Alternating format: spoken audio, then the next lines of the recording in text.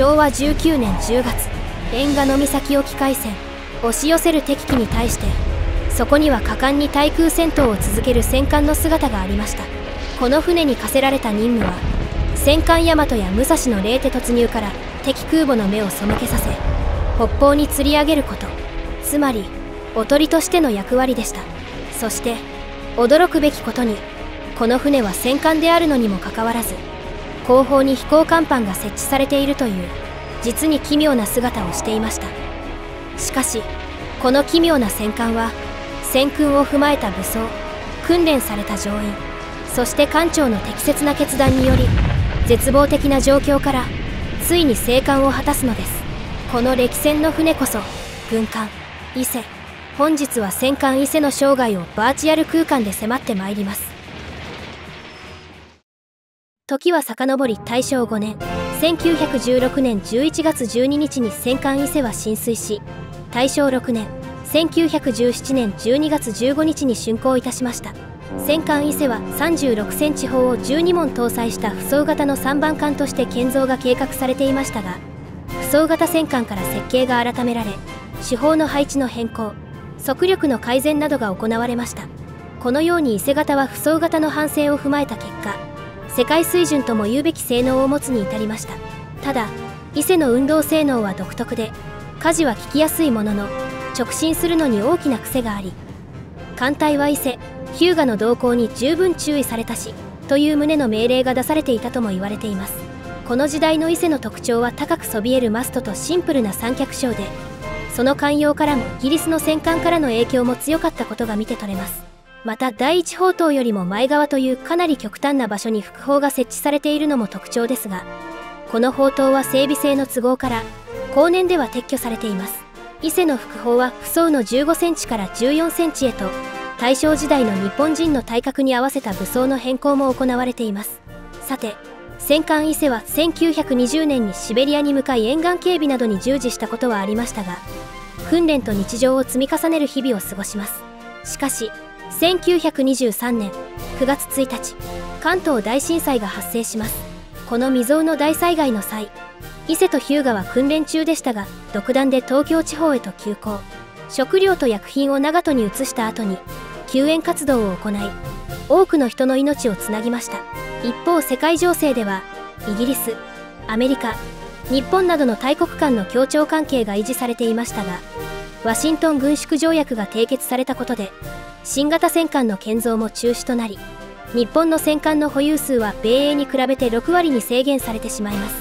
そのため各々の艦船の性能を引き上げるべく、性能的に陰りを見せていた伊勢はたびたび近代化改装を受けることになります。こちらは1935年8月から2年間にかけて行われた大改装によって生まれ変わった伊勢の姿で、水平防御の強化、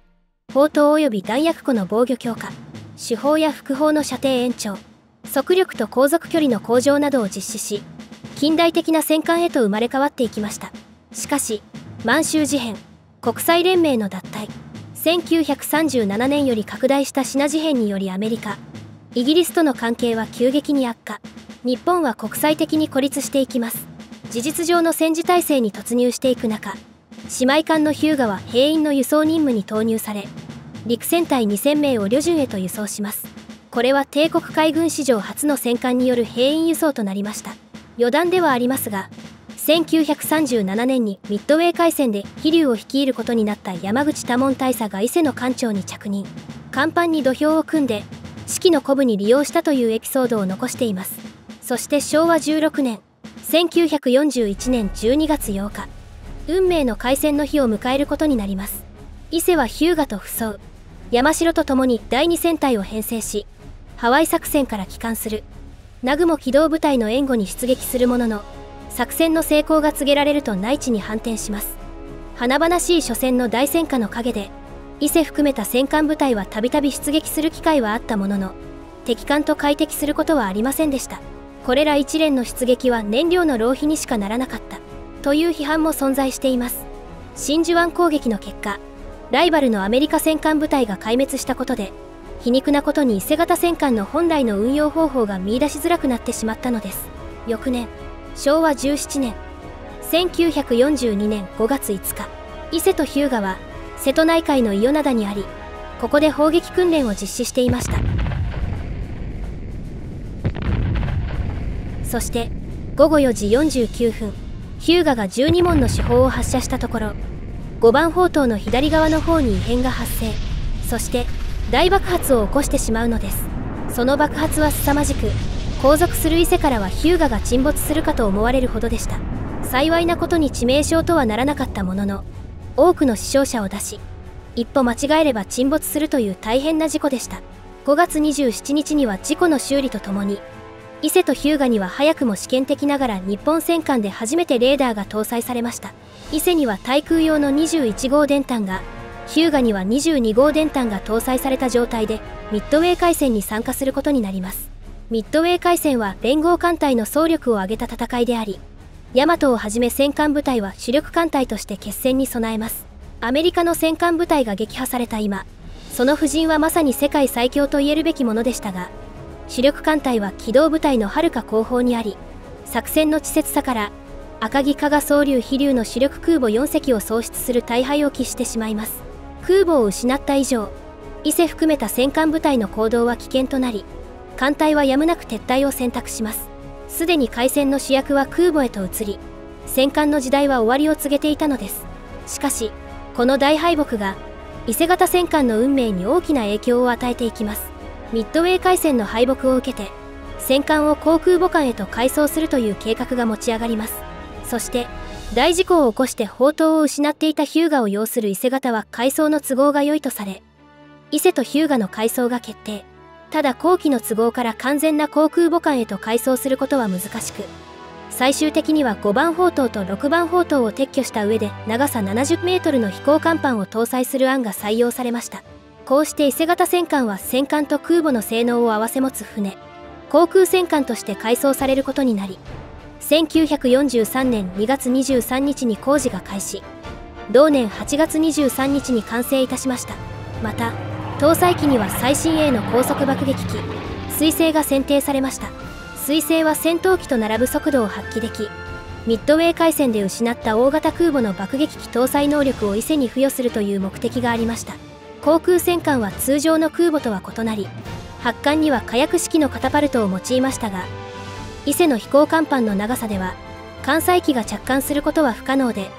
別の空母や陸上基地に着陸することが想定されるなど、空母としての能力は限定的でした。詳細は別動画で特集していますので、そちらをご覧いただければと思いますが、この限られた性能の中、新たに生み出された航空戦艦用のシステムにより、15秒ごとに1機のペースで艦載機を射出し、伊勢に搭載された22機の艦載機をおよそ5分で全て発艦させることを可能としたのです。工事の後数ヶ月、伊勢は海軍兵学校の少尉候補生のための訓練戦艦として使用された後、10月には兵員をトラック島まで輸送し、帰路には潜水艦に遭遇したものの無事に生還します。しかし航空戦艦に改装され、第634海軍航空隊がも所属することになりましたが、肝心の乗せるべき航空機が伊勢に届くことはなかなかありませんでした。時間を持て余した乗員たちは新たに設置された飛行甲板でバレーボールを興じることもあったようです。戦力化が大きく遅れていたことで、1944年6月に行われたマリアナ沖海戦には伊勢型戦艦は参加できず、ようやく艦載機が十分に配備されたのは1944年6月のことでした。最終的には伊勢に随雲が18機、日向には水星が18機配備され、実際に射出訓練も行われます。随雲が2度にわたり射出時に破損するなど課題を出しつつも改修を行い、ついに成功を果たし、航空戦艦として戦力化のめどが立つことになります。しかし戦況の悪化とともに、伊勢の第634海軍航空隊は台湾沖航空戦に抽出されてしまい、再び乗せるべき航空機がなくなってしまいます。こうして伊勢と日向が実際に航空戦艦として運用される機会が訪れることはついになかったのです。昭和19年、1944年10月、アメリカ軍はフィリピン、レーテ島に上陸を開始。海上戦力も空母17隻、戦艦12隻、巡洋艦26隻、駆逐艦140隻を擁する一大戦力を動員します。対する日本軍はフィリピン防衛のために小1号作戦を発動させます。消耗が著しい連合艦隊でしたが、残存戦力を結集し、総力を挙げて決戦を挑むことになったのです。作戦の中核は大和、武蔵を中核とする主力の栗田艦隊が霊帝へ突入し、上陸部隊を撃滅するというものでしたが、すでに我が方の機動部隊は壊滅的な打撃を受けており、護衛の航空機がない状態でした。そこで敵機動部隊の攻撃から目を背けさせ、北方に釣り上げることを目的として、歴戦の空母随覚を要する小沢艦隊がおとりとしての役目を背負わされることになったのです。この小沢艦隊とともに伊勢と日向の第4航空戦隊も作戦に参加することが決定します。ようやく訪れた伊勢型戦艦の初めての本格的な出撃は、なんと生還すら困難というあまりにも酷な任務だったのです。10月19日、小沢艦隊は瀬戸内海より出撃。当初の目的通り電波を発信し、あえて敵に発見されるような行動を行うものの、この時に限って米艦隊は小沢艦隊を探知できず、栗田艦隊への攻撃が激しくなってしまいます。10月25日、随覚はじめ機動部隊はアメリカ艦隊に向けて攻撃隊を発艦させます。すでに定数も満たず、連度もかつての面影はありませんでしたが、日本機動部隊最後の攻撃隊は敵空母に資金弾による被害を与えました。これによりようやく春勢機動部隊が小沢艦隊を捉え、180機の大編隊が接近します。朝8時25分、敵編隊の接近を日向の電弾が捉え、わずかに残っていた護衛の0戦隊9機が突入していきます。その2分後に日向の主砲が火を吹き、ここに縁賀の岬沖海戦の火蓋が切って落とされました。第一次空襲では千代田以外の空母が被弾したほか、伊勢も狙われてしまいます。しかし敵の猛攻を前にしても、その巨艦はひらりと爆撃を全て回避してしまったのです。伊勢の指揮を執っていたのは中瀬昇少将でした。ここからは当時の中瀬艦長の回想とともに伊勢の戦いの様子を紹介いたします。なんだその撃ち方は。もっと腰を据えて冷静に撃て。第二次空襲が迫る中、伊勢の艦橋では中瀬艦長の怒号が飛びます。中瀬艦長はかつての航海海戦時に全員でふんどしを締め直したら敵艦に命中弾を与えられるようになった逸話を思い出し、乗員を叱責しました。中瀬艦長はこの後気持ちよいように敵機を撃ち落とせるようになったと回想しています。激しい伊勢の対空砲火の前に艦橋内といえど騒音が凄まじく、号令も聞こえないありさまだったため、他の士官が防弾チョッキと鉄棒で気膨れしている中、中瀬艦長は普段の服装で艦橋の中を飛び回り命令を下していったそうです。この第二次空襲でも伊勢は敵の攻撃を卓越した運動によって回避し続けましたが、その秘訣は敵機の動きを読むことにありました。中瀬艦長は米軍機は短期ではなく集団で攻撃を行う点に注目し、米軍機が両機との衝突を恐れて進入経路を修正できないという弱点をついて、敵編隊が急降下に入ったタイミングで取り舵を取り、爆弾を回避していったのです。全て取り舵を選んだ理由は特になかったようで、強いて言えば取り舵の方が言いやすかったと回想していますが、結果的にはこれも相手の裏をついた選択だったとも言われています。しかし米軍機は攻撃方法を変更し、伊勢の前からではなく伊勢の後方から接近する戦術に切り替えます。ここで伊勢に搭載されていた噴信砲が火を吹きます。噴信砲はロケットランチャーのようなもので、敵機が降下してきたタイミングで弾が花火のように炸裂、敵機は驚いたように逃げ出していったと証言しています。第二次空襲では伊勢は2番砲塔に命中弾を受けるものの50キロ爆弾であったため被害はほとんどなし。しかし空母部隊の損害は激しく、第三次空襲では随覚、随砲、千代田が沈没、空母の乗員たちは海に投げ出されてしまったのです。停止は5分間。この間に全力を挙げて生存者を救出せよ。伊勢は漂流していた随砲の乗員の救出活動を行い、10分以上の救助活動を行った後に通常の作戦行動に戻りました。巨大な戦艦ともなれば最大速力に達するまでにおよそ20分もかかるなど大変リスクの伴う行動でしたが、それでも98名の乗員の命を救ったのです。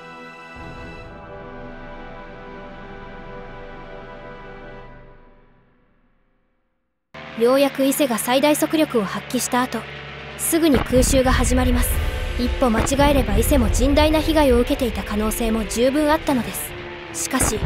空母部隊が壊滅した第4次空襲では伊勢と日向にさらに攻撃が集中することになります。伊勢には右舷から約35機、左舷から約50機の急降下爆撃機が殺到します。この絶体絶命の危機にあっても伊勢は全ての直撃の回避に成功。しかしさすがに多数の資金弾を受けてしまい右舷のバルジを損傷、環境では立っていられないほどの傾斜が発生してしまいます。ただすぐに左舷にも多数の資金弾を受けて左舷のバルジが損傷、浸水が発生したことで船の傾斜が回復したのです。速力にも全く影響はなく、中瀬艦長はあれはいい攻撃だったと回想しています。第4次空襲の後、潜水艦からの魚雷攻撃も寸前で回避し、ついに伊勢と日向はおとり作戦を生き抜くことができたのです。これに対して敵将ハル勢は老練なる艦長の回避運動によりついに初の命中弾を得ず、と伊勢と日向を撃沈できなかったことを強く悔しがりました。老練な艦長とも評された中瀬昇という男、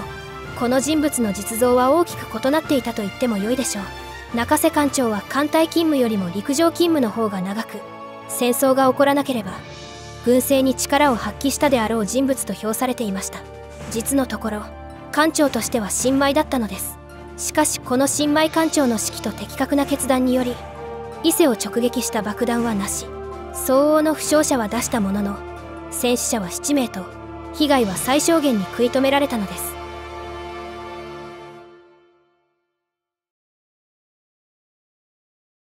小沢艦隊は空母の犠牲と引き換えに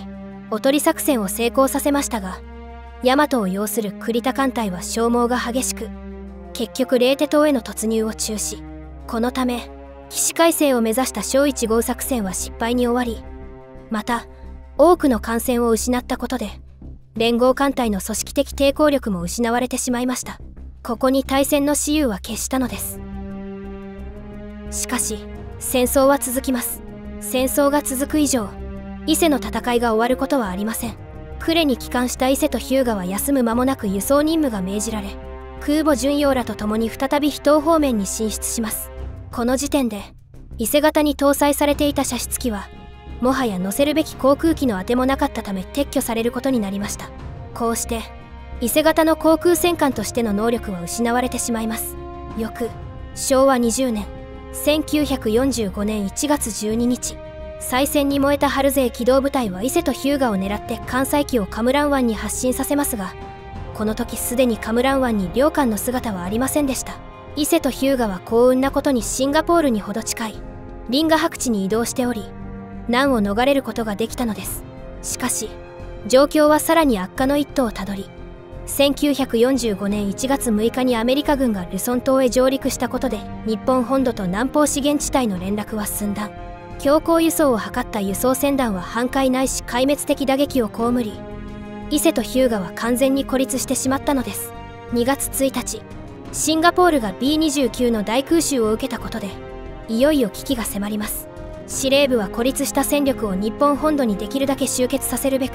伊勢と日向はじめ南方の残存艦隊を日本本土へ帰還させることが決定します。しかしこれは単純な帰還命令ではありませんでした。伊勢と日向にはできるだけ多くの戦略物資を搭載、さらに空襲が激しくなったためシンガポール在住の民間人も本土へと避難すべく伊勢と日向、そして大淀に乗り込むことになったのです。部隊名は必ず任務を完遂しなければならないという意味も込めて艦部隊と名付けられました。物資の搭載には航空機用の格納庫と飛行甲板が大いに役立ちましたが、ドラム艦と戦略物資の数々はたったの一発の被弾で致命傷となり得る危険性をはらんでいたのです。制空権も制海権もないこの作戦の完遂が困難なことは誰の目にも明らかでしたが、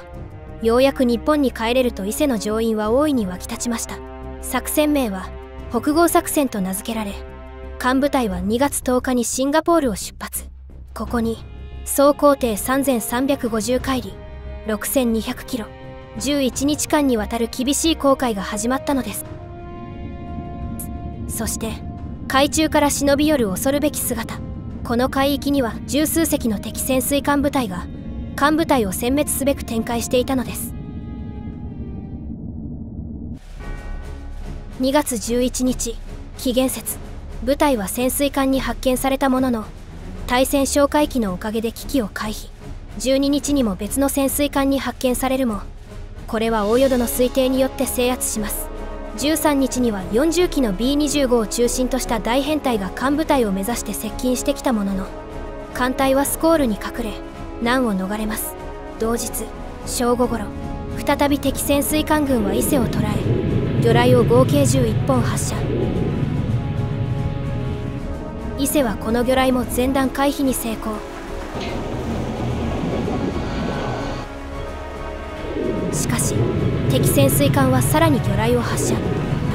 目標は巡洋艦大淀でした。大淀も回避に努めますが、魚雷の1本の回避が間に合わず、直撃コースで迫っていきます。この絶体絶命の危機に、果敢にも伊勢の広角砲が狙いを定め発射。広角砲から放たれた砲弾は大淀に迫る魚雷付近に弾着し、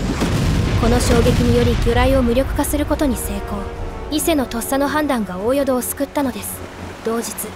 艦部隊は浮上中の敵潜水艦を発見。敵潜水艦発見の報を受けて、日向の主砲が潜水艦に向けて放たれました。砲弾は命中こそしませんでしたが、驚いた敵潜水艦は大急ぎで逃げ出しました。翌日も米軍機が艦部隊に飛来したものの、またも悪天候に助けられたため空襲を回避。その後も伊勢が機雷軍に突っ込みかけたことや、再び潜水艦からの攻撃や追跡がありましたが、あえて遠回りを行うなど巧みな艦隊運動によってこの危機も回避します。途中で野風、神風、連、潮風といった駆逐艦が一時的に艦部隊の護衛についた後、艦隊は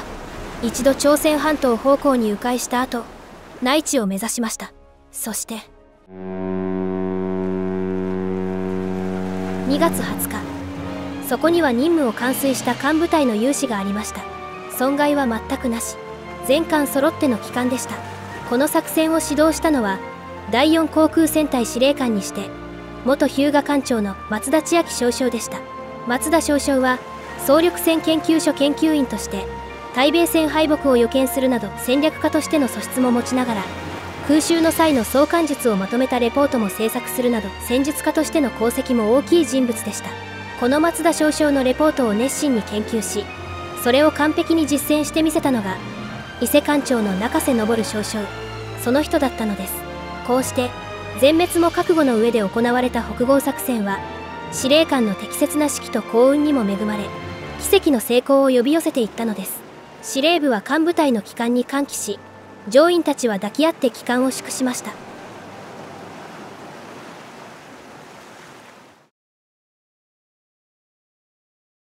昭和20年3月1日、伊勢と日向が所属していた第4航空戦隊は解体され、両艦は予備艦となりました。もはや戦艦を動かせるだけの燃料も乏しく、港に係留され浮き放題の役割を担うことになってしまったのです。3月19日の呉空襲では被害こそ受けたものの、この時に狙われたのは空母で伊勢の被害は軽微でした。4月下旬、伊勢は呉軍港からほど近い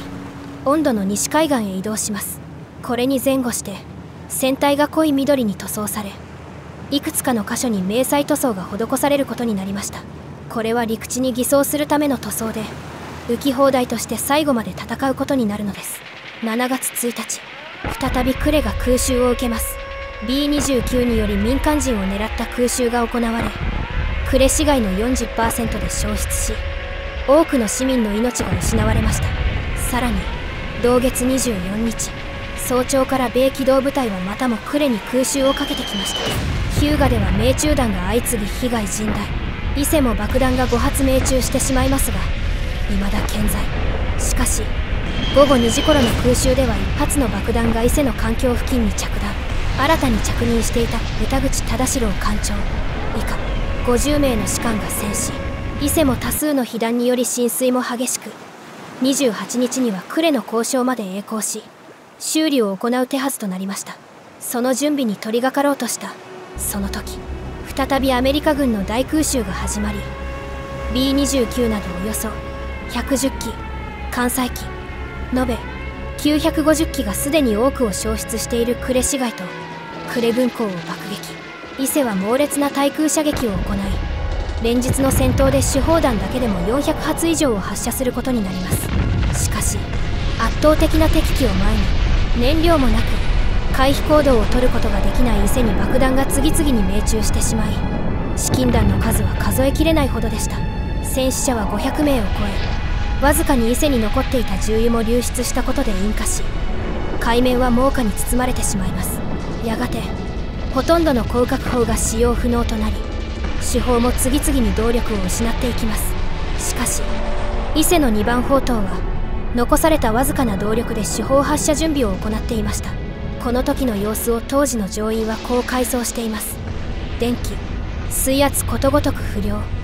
砲身は行角いっぱい、43度である。2番砲塔発射の命を受けて最後の一発を砲側電池にて、伊勢の乗組員全員の祈りを込めて、この手で力いっぱい天にも届けと発射した。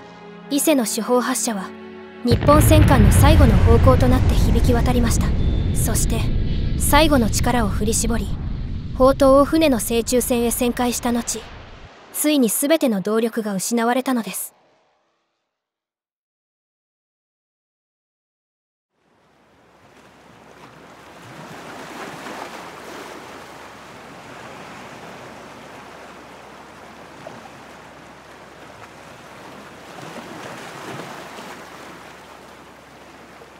昭和20年8月15日、伊勢は過労時で残存していたものの、被弾著しく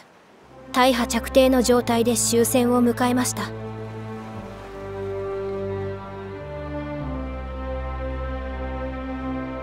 後日、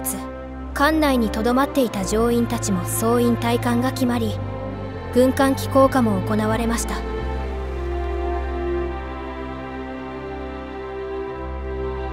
こうして大正時代から海軍を支えた軍艦伊勢は静かにその生涯を終えたのです。そして退官の際、乗員たちは伊勢の最後の姿を